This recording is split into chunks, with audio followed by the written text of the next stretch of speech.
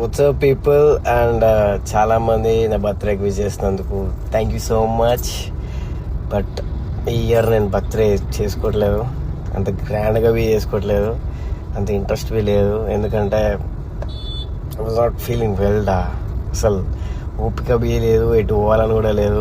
Office, hospital అదే పంచాయతీ అయిపోతుంది. And అందరూ విష్ చేసినందుకు చాలా థ్యాంక్స్. అండ్ ఇంకొక థింగ్ ఏంటంటే బర్త్డేకి బట్టలు బీ కొనుక్కోలేదు నేను. అలా ఉంది ఈ సంవత్సరం నా బర్త్డే.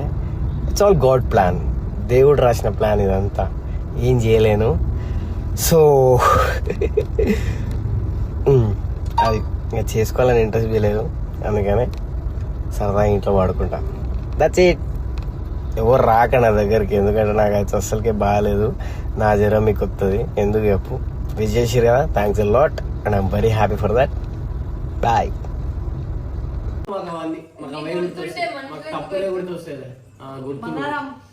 వాడిని కోసం ఏం చేయడానికి రెడీగా ఉన్నాడు. ఏం లేడంత నటన,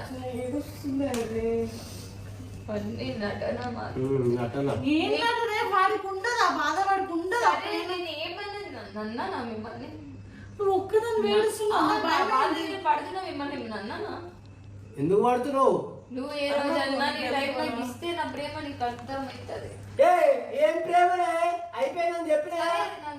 నువ్వు ప్రేమ ప్రేమ ప్రేమ నీ పిల్లలా మాట్లాడుతావు.